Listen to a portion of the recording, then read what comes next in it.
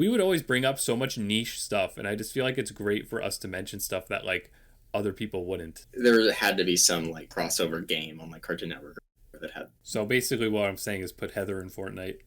Please. Just make a total drama battle royale. Are you kidding me? Where are we dropping, boys? Where are we dropping our Camp Ball and Aqua? Oh my god. Yeah, I can visualize it in my head very clearly. Oh, you know what? They were in Fusion Fall probably. Fusion Fall, yeah.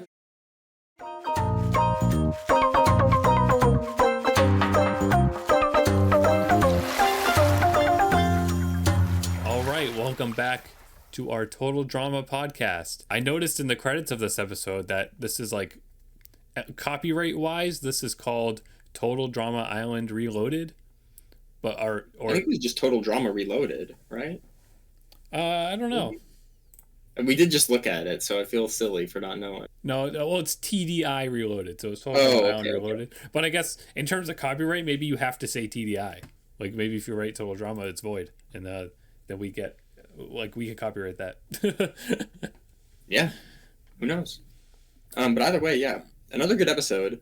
I thought this was fun. I think that definitely. I mean, it's just the matter of how it goes. Like that, the first episode was a lot of introduction.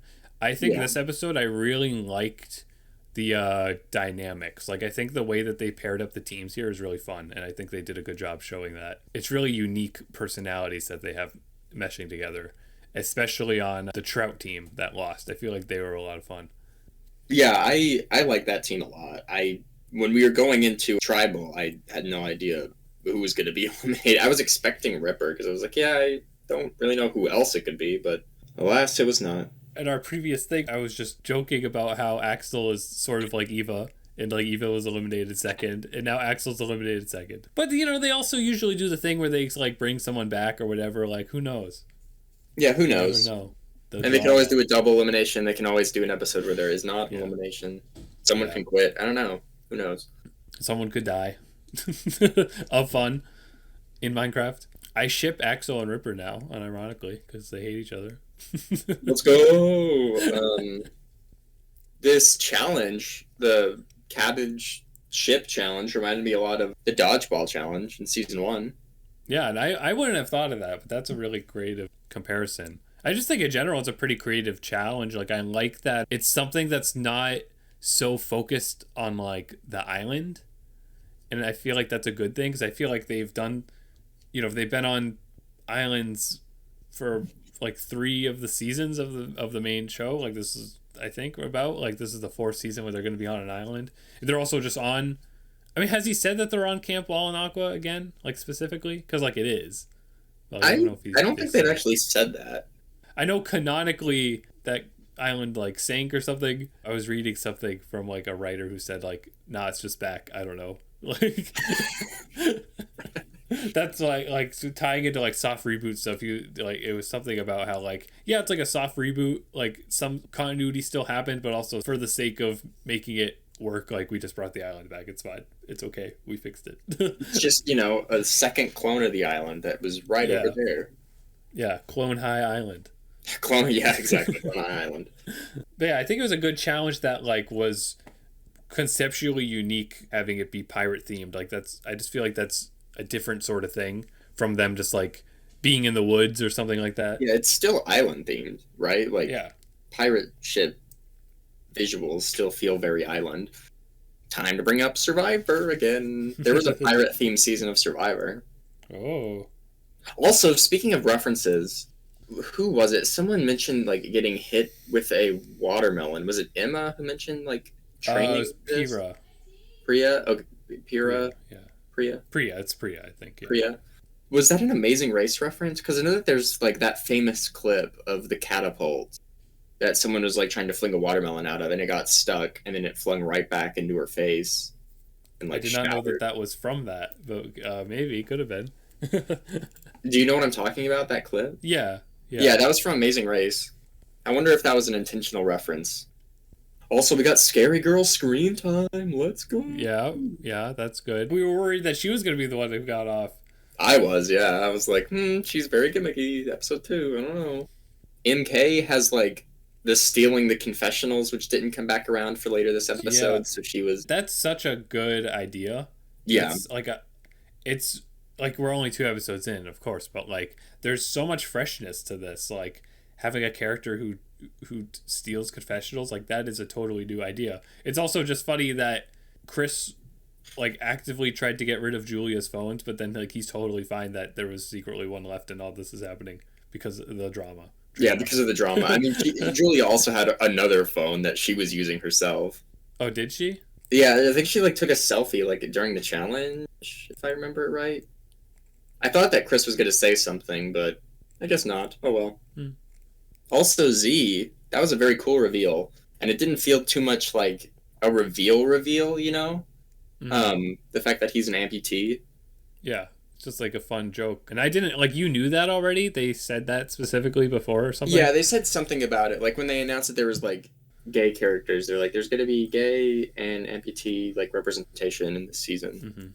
So that was, like, a long, long time ago, and I wasn't sure if it was still happening. So that was cool. Like, and it's cool that, like, he was defined as a character before that as well. Yeah. Like, it wasn't just, like, in his introduction. Yeah. Still, like, I wonder, I don't know how that will tie in. Like, I don't know, is MK gonna steal his damn leg or something? Like, that's just not really something that, like, would really amount to too much plots. Like, maybe there could be some visual comedy with it, but, like, it's just, like, an aspect of his character. It's not really something that has to be, like, a plot thing. Yeah, I thought just the line, why didn't you tell us that you had an amputated leg? And he was like, why didn't you tell me that you did not? I thought that was just a very, like, nice line. It doesn't feel like they're making light or a joke of him. The joke, too, of him being like, I was just born with this, but I, like, tell people stories about it. Like, that's... Yeah, it's like, they want something interesting. They can't eliminate me, otherwise they won't know. He's metagaming.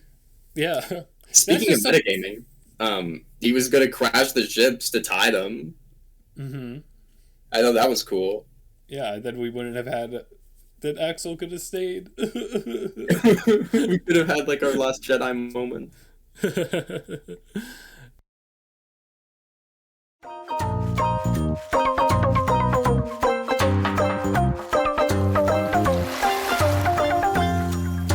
Going off of the amputee thing, I neglected to mention it in the other episode, but it's really awesome how much diversity there is here. Yeah, which I like a lot. Like, it feels very nice. Like, well, like Emma and Julia are, like, the only white ones. Like, Scary Girl, I guess is, but she's also, like, super pale, so, like, that gives her a unique look, but I guess it doesn't, like, define a specific race for her or anything like that. But just, like, the fact that, like, even Ripper's, like, a little tan, it just feels very like you said before, they feel very real in a weird way. Like, that's definitely part of it. That yeah, it's, like absolutely. There's just so much diversity here. I feel like there was always kind of a good amount in the series, but something about seeing this, and maybe just because more so recently so many other shows have been being diverse, like even like Owl House, like having like a Spanish protagonist. I just feel like it's much more noticeable and appreciated when there's like representation, and like it's just so freaking easy to have representation. Like the characters, like you were saying, like Z being an amputee, he just is an amputee, like whatever, like that's just, they just have to draw him like that, that's it. They never have to mention it or anything. Like they mentioned it and like turned it into like a cute joke moment. None of this has to ever tie into anything, and that's why it's always so ridiculous that people are so bigoted about this stuff, because it's like, yeah, exactly, what is different? There's nothing different. It's just more realistic. Yeah, there was a Survivor, I think it was last season, they had an amputee on, and it wasn't really like a plot, or like it wasn't like her character or anything. Just, you know, someone that they put on the show, just like Z. Shout out to Noelle, by the way. Take a shot each time I mention Survivor. Classic Total Drama Island reaction podcast drinking game that we're all playing. Yeah, on episode 2, everybody's already dead. we prefer the term eliminate here in Total Drama to keep it the theming. Yeah, true. I really thought Ripper was going. Legitimately, like I was like, yeah, that'll be. I feel like he has both him and Axel though both have good defined personalities that I could see both of them still going. They can't give up the fart character. On the second that's why episode. I thought they were going to. I was like, oh my goodness, like they know like the complaints and issues that people have. They're learning, they're growing, but oh well. But they're not. But they're not. Don't worry. Eva's going home. Episode 2 again. I mean Axel. But don't worry, Scary Girl's safe. So yes, we're set. I think that'll be a really funny, consistent thing of us like just being like, don't touch Scary Girl, God. No, don't worry. She's gonna be eliminated. And we're gonna have like an hour-long like mourning funeral episode. We'll like headcanon the rest of the series as if she was still there. Exactly. The alternate ending of this season is just no matter who it is, Scary Girl just beats them. Yeah. Nice. Yeah, another great episode.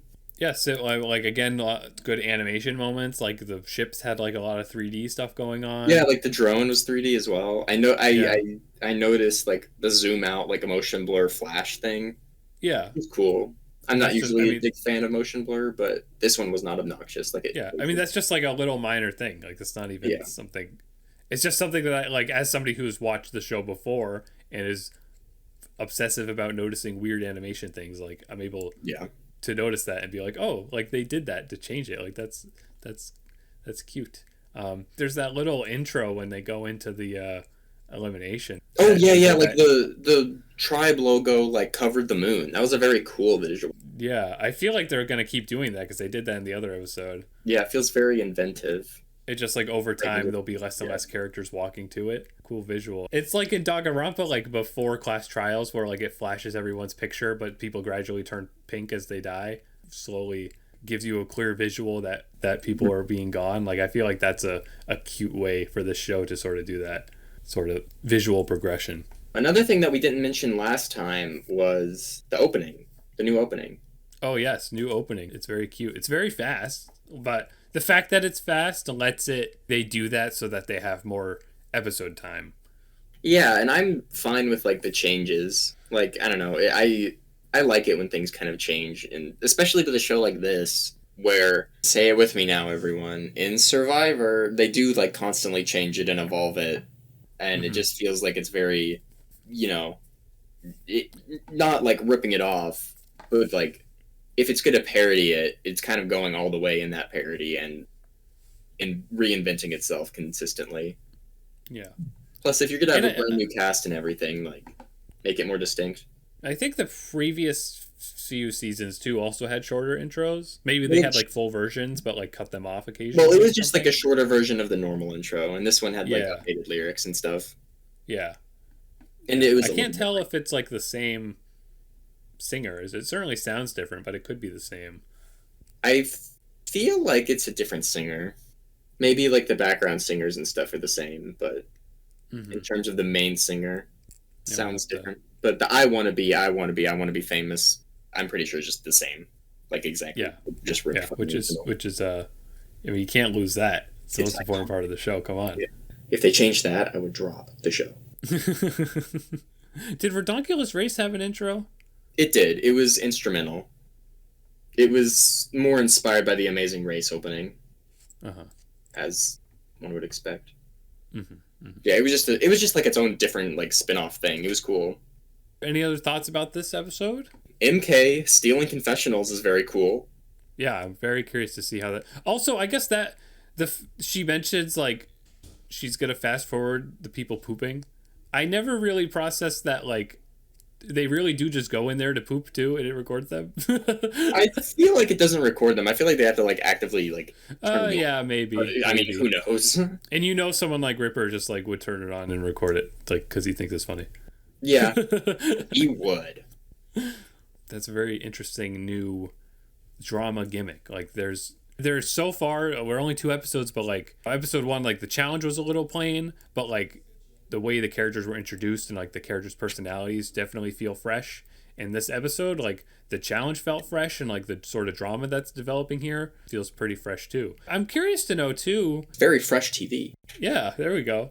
I'm curious to know if like there's gonna be any romances outside of like Emma and Chase's thing, because I feel like the characters are so like they're all pretty silly. And just so far, nobody has really flirted or anything. I'm curious. I feel like that's kind of a necessity for total drama, but I don't know. I can't immediately see how these characters would hook up in that way. Axel's gone now, but like her and Ripper totally could have had like an enemies to lovers sort of thing, but I guess not. I feel like yes, characters are gonna like get together or something. I feel like that is just something that they might get to a little later when there's less characters to juggle. Yeah, just curious to see who it'll end up being. Yeah, and like I guess we could always go to like Ponderosa and show the eliminated contestants hanging out, like we did in season 1, and we had the aftermath specials in a world tour. Yeah. And just usually in the final 2, like everyone will be in the audience or like... Yeah. I mean, we don't know who's eliminated next, but if they do pull one of those gimmicks where somebody comes back, I feel like Axel has a pretty good chance to be that person. But we'll have to see who goes over time. But I feel like I liked her quite a bit. Like I feel like she has some potential there. One thing that I will say that I kind of wish we had more of is like, I wish that we got to see who was voting for who, and like more of the behind the scenes of like how each character feels about each other character, like in terms of scheming and trying to eliminate them. I was excited for that because we got Bowie doing it in episode 1, but we really did not have any of that episode. Yeah, maybe more over time. I do like that they kind of have Chef like very blatantly recap like certain characters' situations. That feels very Survivor. That feels pretty new too. Like at least especially here where he did it for like 4 of them. Yeah, like the first episode he did it for like 1, maybe 2, right? Yeah. Oh, in the first episode he did it for 2, but then like one of the people just automatically got a marshmallow, so it was a little weird. But like I guess that what I want to say about it is that like it's a good subversion because it makes you be like, yeah, okay, there's multiple characters here who like are being scummy.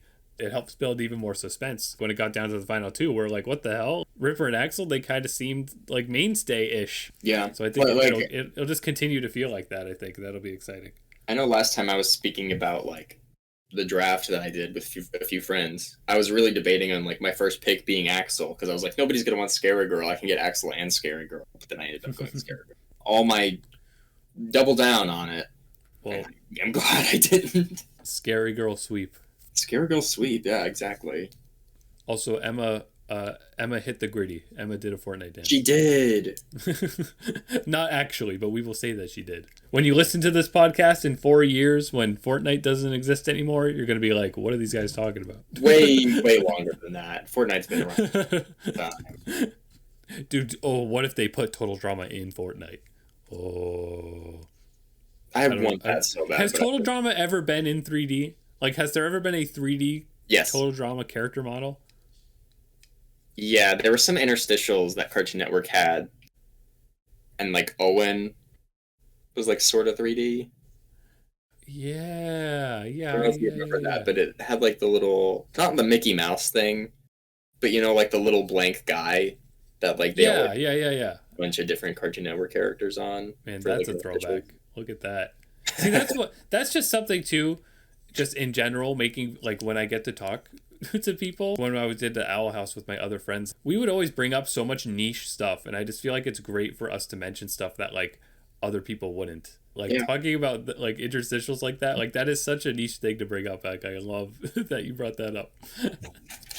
Comment below if you remember that interstitial.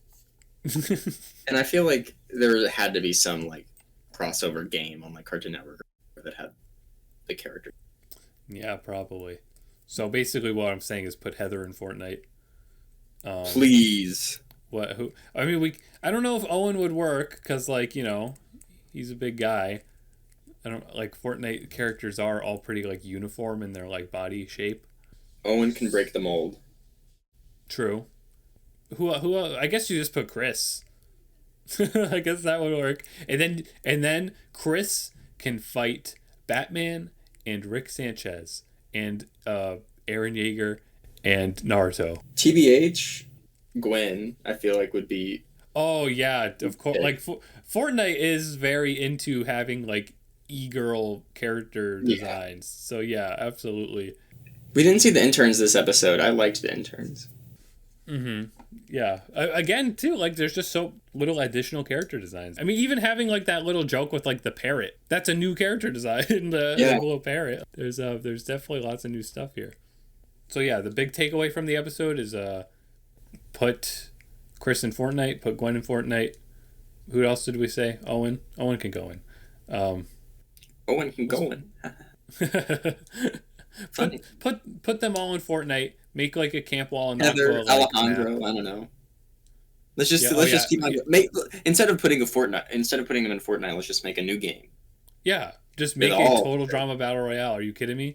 Where are we dropping, boys? Where are we dropping our camp wall and Aqua? Oh my God, I can visualize it in my head very clearly. Oh, you know what? They were in Fusion Fall probably. Fusion Fall, yeah. Yeah. Wait, I thought Fusion Fall predated that. No, I think Owen's in Fusion Fall. Hang on. Yeah, I'm looking it up too. Fusion Fall. Oh, Chris is. Here we go. We got a Chris. Oh yeah, look at him. Actually, that doesn't look too bad. I know, that's weird. That looks pretty good. That looks pretty good. Especially for what, 2007 or whatever this was out? Yeah. I swear Owen was too, but I guess not. Lashana shirt. Fusion Fall. Oh. It's making me wish I could have experienced it. There's concept art of other characters, I guess. There's a little video here. We can link that in the description. This is not fucking relevant at all. Total Drama's back, baby. There's episode 2. Surprising elimination, fun challenge, fun setup. Like that confessionals thing is very interesting. We'll see what happens. Plot. And we'll see if anyone else hits that Fortnite dance. She was waiting.